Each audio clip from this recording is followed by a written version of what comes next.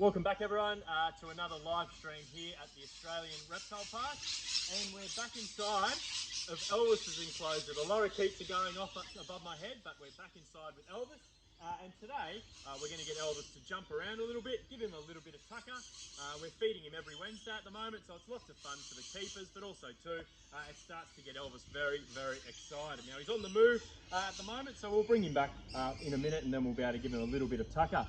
We hope you've been enjoying these live streams. They're lots of fun for us, and I hope you're staying safe during this strange period that we're facing. We can't wait to see you all back here at the Reptile Park very, very soon. Now, Elvis the crocodile is probably one of, if not the most famous saltwater crocodiles on the planet. Now, he's famous because he's done a few things that, especially if you're a keeper that works with him, kind of remind you how dangerous saltwater crocodiles can be.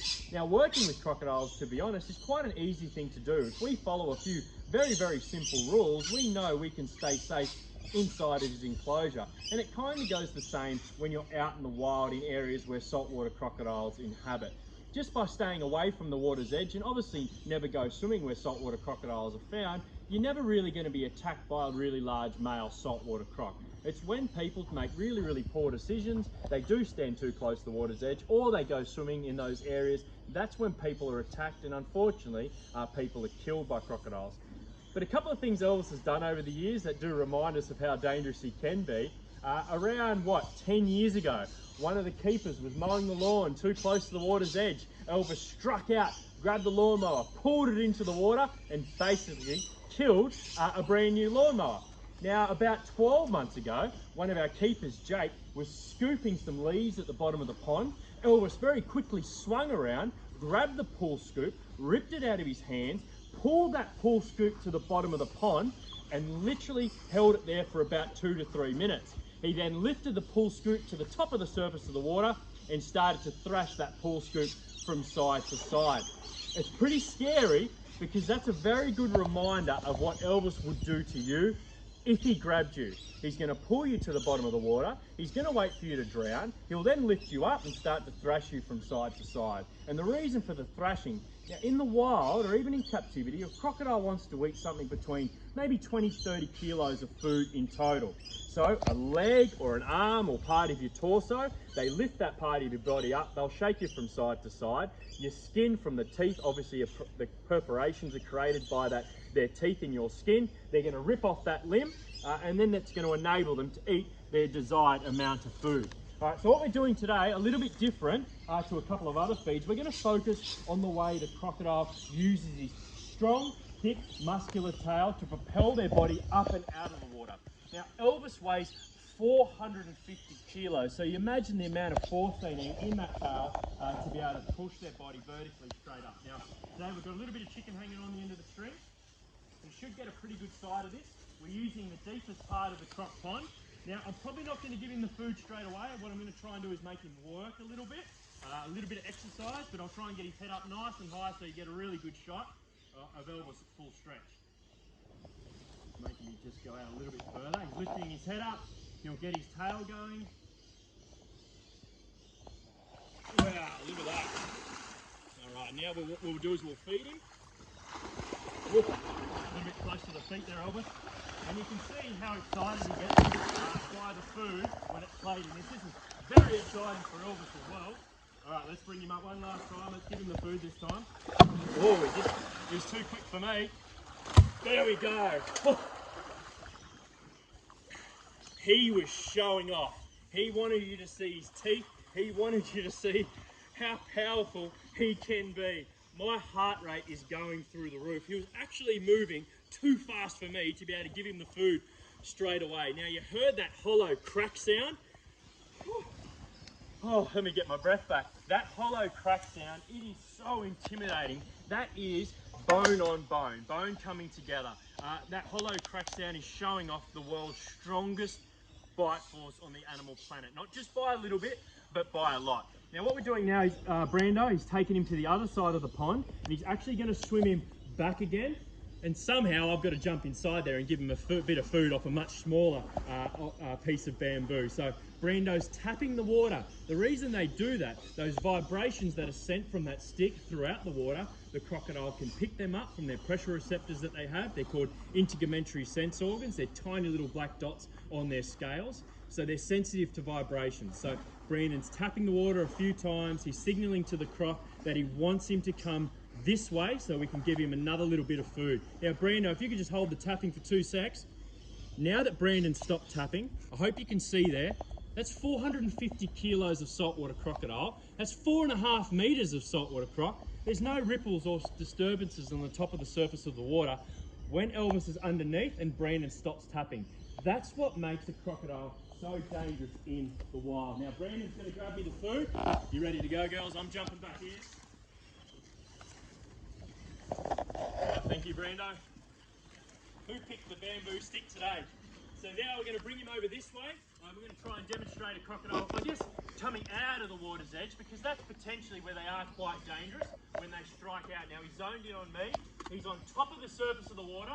Very different to how a wild crocodile will behave. All right, let's see how he goes today. Looks pretty good. Should get him out a little bit.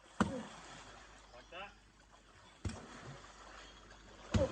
All right, get him the food this time. Okay. Now what we want him to do is he's going to reverse back into the water, hopefully. I reckon, Brandon, you tap him this way. I'm going to run back out and we're going to give him another tail walk piece. But to see what he does here, he's stopped, which means I can't walk that way. Now he should follow Brandon. Brandon's tapping again. He's going to switch on to Brandon. I'm going to very quickly run past. You got him on you, Brando? Yeah. Get him on you. Perfect. There we go. Okay, let's get him this last jump piece. For those that missed the tail walk before, it was very exciting. Let's give him one more piece. You tell me when you're ready, guys. Happy? Yep. All right, let's get him up again one more time. In case you missed it, try and get him up nice and high. There we go. Woo. All right, so that's how the 3 bits of feed that we're going to be giving Elvis today. So we did try and demonstrate, I guess, a little bit different from some of the other feeds that we've done previously. We kind of focused today's feed on that tail walk, the way they raise their body up, they use that big thick muscular tail to push their body out of the water. Now you can imagine in the wild why they might do that. They could grab a bird flying over the top of the water. There's a really iconic photo of a saltwater crocodile in the Northern Territory doing that and grabbing a magpie goose mid-air. Also maybe things like flying fox. They use the tail, they jump up, they grab themselves some food. But yeah, that is about as exciting as it gets, and I hope you enjoyed that feed. So a little bit of background story about Elvis the crocodile. He hasn't always lived here at the reptile park. He came here 10 years ago. We're very, very lucky to have a big crocodile like Elvis and to be able to work with him. And all the keepers take this very, very seriously. As a kid growing up, you cannot wait to work with saltwater crocs, and I'm very lucky that I get to work with Elvis. All right, Dan, let's answer some questions. Yeah, cool, thank you. How big can saltwater crocodiles get? Okay, so Elvis, 4.5 meters, 450 kilograms. A fully grown saltwater croc, a really big male, might get over 6 meters, 6.2, or potentially 1,000 kilos, so a ton. So Elvis is 450 kilos, so twice as heavy as Elvis, even a little bit longer. That is a really, really big crocodilian. Where did Elvis come from? He actually come from Darwin, so the Northern Territory. He actually was sent down from a crocodile farm. Before that, he was a wild caught croc. Now, unfortunately, what Elvis was starting to do, he was hanging around people a little bit too much. So he was pulled out of that environment and eventually has ended up here at the reptile park. Is he friendly?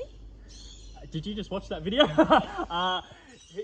Honestly, as long as you respect his space, if Elvis is out on land and you're in front of him, he's smart enough to know that he can't actually chase you on land to get to you. But I would never consider them friendly. In fact, if I fell into the water or I slipped and he grabbed me, there's no doubt in my mind that Elvis will try and kill you. They are potentially one of the most dangerous animals on the planet, but in saying that, they really are so easy to avoid. But you can see, look at him. He's just so zoned in on us right now.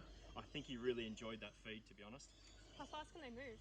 Okay, so on the land, look at the way his body's designed. Huge, big belly, short little stumpy legs, massive, big, thick tail. They're not designed to move quickly on land. In fact, if Elvis was out on land, Brandon over the side there could walk backwards faster than Elvis could come forwards on land. It's when they're in the water is when they can move. They can move about the cruising speed of a dolphin in the water, but in saying that, where they're probably most dangerous is at the water's edge. So when they explode from the water's edge, they strike out. They can go from about the tip of their nose to the base of their tail in the blink of an eye. And that's how they catch medium to large size mammals, kangaroos, feral pigs, water buffalo, out in the wild.